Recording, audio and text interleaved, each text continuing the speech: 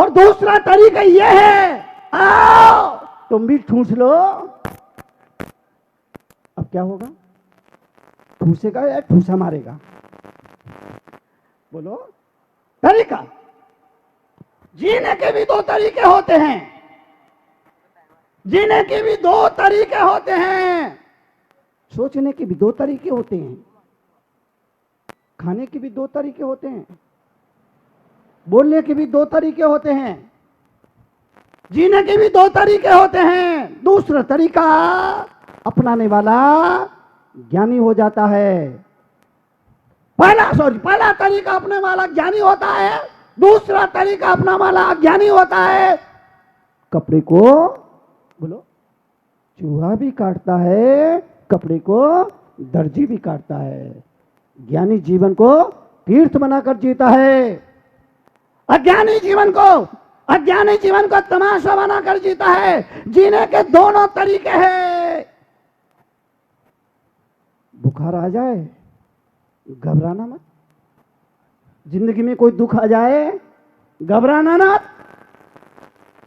जिंदगी में कोई दुख आ जाए, घबराना मत, बल्कि सोचना, दुख तो दूध के दांत हैं और दूध के दांतों का जाना तय है। अगर कभी जिंदगी में दुख आए, अगर जिंदगी में कभी तकलीफ आए, जिंदगी में कभी परेशानी आए, जिंदगी में कोई कष्ट आए, जिंदगी में कोई चिंता आए, घबराना मत, बल्कि सोचना, दुख तो दूध के दांत हैं। कल एक बच्चा आया, छोटा बच्चा, इंदौर से, आज मेरे जी बैठे हैं, संदीप इनका बेटा था। छोटा बच्चा बोले, मुनि जी मेरे दांत टूट गए। बाजू में उनके बाप बैठा था, उसने कहा मुनि जी अभी और टूटेंगे, क्योंकि दूध के दांत हैं, क्योंकि दूध के दांत, दूध के दांतों का टूटना, बोलो बोलो, अच्छा है ना, जरूरी है ना। दूध के दांतों का टूटना जरूरी है। क्यों? अगर दूध के दांत नहीं टूटेंगे तो कायमी दांत नहीं आएंगे। अगर जिंदगी में कोई दुख ना आए तो सुख क्या होता है ये आपको पता ही नहीं चलेगा। अगर जिंदगी में कभी दुख आ जाए, घबराना मत, घबराना मत। अगर जिंदगी में कोई परेशानी आ जाए, घबराना मत, बल्कि भगवान से प्रार्थना करना, मेरे मालिक तूने मुझे इतने इतने मीठे मीठे फल दिए, अगर उन मीठे फलों में एक आध कड़वा फल आ गया तो शिकायत मत करना, शिकायत मत करना, शिकायत मत करना कि तूने उसको वो दिया, वो दिया, वो दिया, वो दिया, वो दिया, मेरे को कुछ नहीं दिया। नहीं, बल्कि कहना कि बहुत सारे फल मीठे दिए, अगर उसमें एक कड़वा फल आ गया तो अच्छा ही हुआ। उस कड़वा फल को खाने के बाद ही मीठे फल क्या होते हैं ये मैं पहली बार जान पाया, पहली बार समझ पाया। शिकायत मत करो। लोग भगवान से प्रार्थना के नाम पर शिकायत करने बैठते हैं प्रार्थना करने के लिए, बैठते हैं प्रार्थना करने के लिए और शिकायत करना शुरू कर देते हैं। और पहला ही शर्ट का बटन अगर गलत काज में लग जाए तो सारे बटन फिर गलत काज में लगते जाते हैं। और शर्ट का जो आखिरी बटन होता है वो पैंट के पहले काज में लगता है। प्रार्थना, केवल प्रार्थना करो। मुल्ला नसरुद्दीन, उसका दोस्त साथ में था, दोस्त साथ में था। इंटरव्यू लेने वाले ने कहा एक एक आओ, दोनों एक साथ इंटरव्यू के लिए नहीं आओगे। पहले मुल्ला को बुलाया और सवाल जवाब शुरू हुआ। इंटरव्यू लेने वाले ने पूछा देश आजाद कब हुआ? मुल्ला बोला सर प्रक्रिया तो 1942 से शुरू हो गई थी, मगर सफलता 1947 में जाके मिली। पहला क्वेश्चन पूछा देश आजाद कब हुआ? मुल्ला ने कहा, सॉरी खट्टर काका को पहले बुलाया।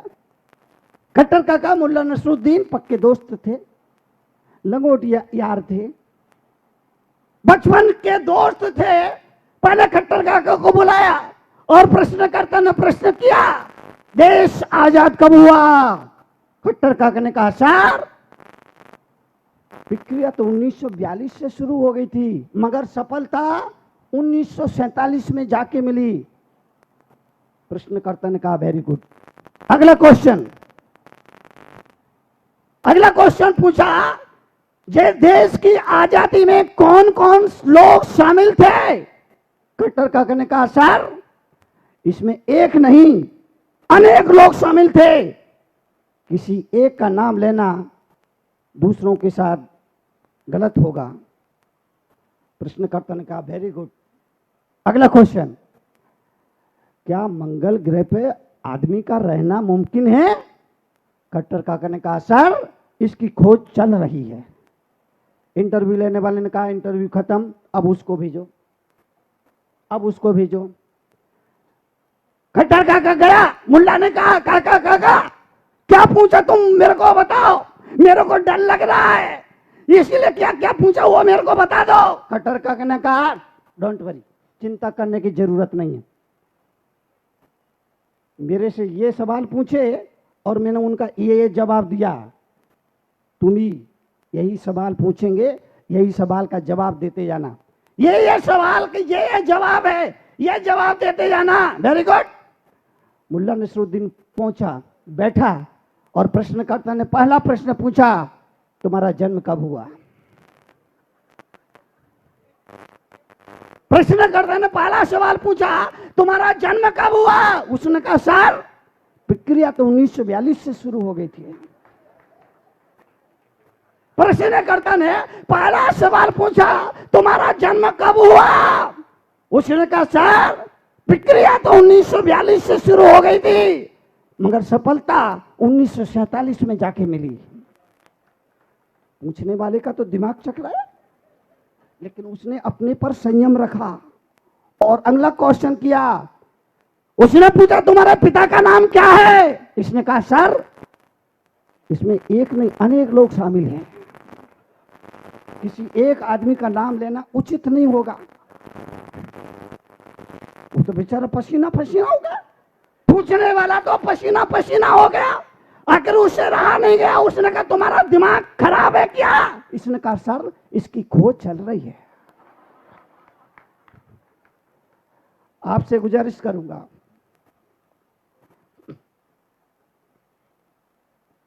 नारायण श्री कृष्ण ने कभी सवाल पूछे थे, श्री कृष्ण ने उनका जवाब दिया था। राजा सैनिक ने महावीर से 60,000 सवाल पूछे थे, महावीर ने उनका जवाब दिया था। चक्रवर्ती भरत ने ऋषभ देव के समोचरण में ऋषभ देव से सवाल पूछे थे, जवाब दिया था।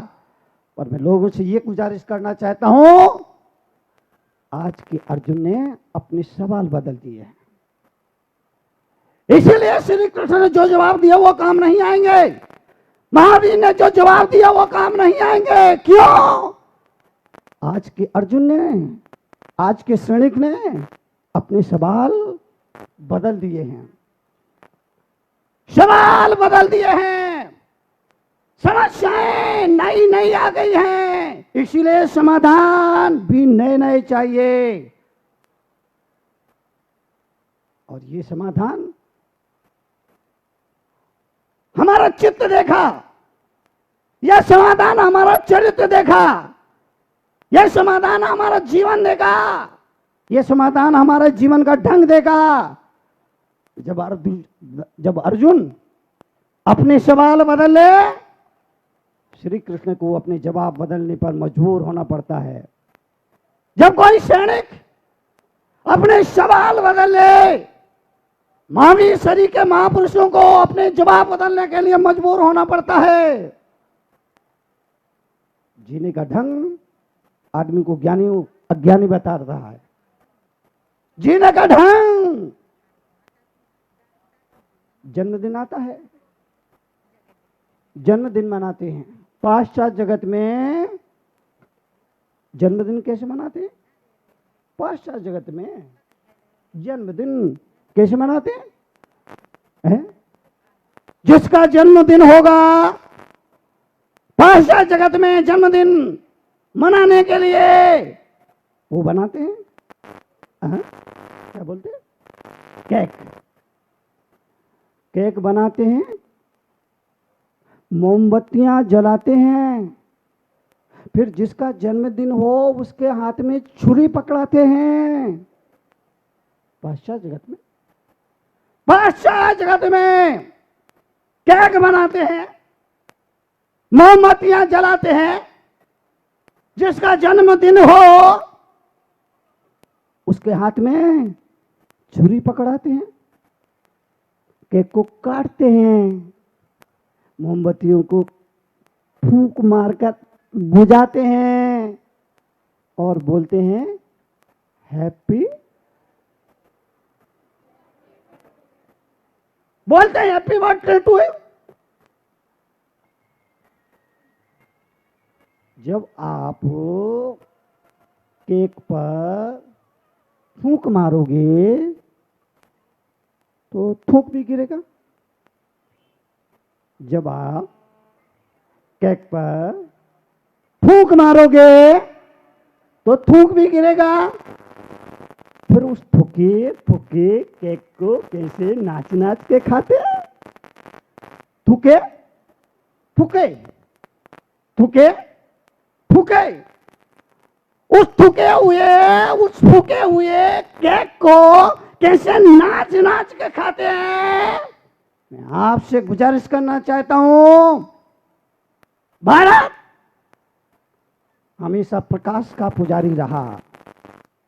भारत भारत भारत भारत हमेशा प्रकाश का पुजारी रहा। हमारे यहां जन्मदिन पर दीप बुझाते नहीं हैं, दीप जलाते हैं। दीप को बुझाना अपशकुन माना गया है ना। दीप को बुझाना अपशकुन माना गया है। भारत प्रकाश का पुजारी रहा। हमने कहा असतो मां सतगमय, हे प्रभु तू मुझे अंधेरे से प्रकाश की ओर ले चल। प्रार्थना में कहा तमसो मां ज्योतिर्गमय, हे प्रभु तू मुझे अंधकार से प्रकाश की ओर ले चल। तमसो मां ज्योतिर्गमय, तू मुझे अंधकार से प्रकाश की ओर ले चल। लेकिन जब आप मोमबत्ती फूंक मार कर बुझाते हो तो मुझे लगता है जैसे आप कह रहे हो हे प्रभु तू मुझे प्रकाश से। जब आप फूंक मार करके दीप मोमबत्तियों को बुझाते हैं तब मुझे लगता है जैसे आप कह रहे हो कि हे प्रभु तू मुझे प्रकाश से अंधेरे की ओर ले चल। आपसे गुजारिश करूंगा, जन्मदिन मनाना है तो मैं जैसा कहूं वैसा कर लो तो अच्छा होगा। जिसका जन्मदिन है थोड़े से पीले चावल ले, 5 रंग में उनको रंग ले, सफेद, लाल, हरा, नीला,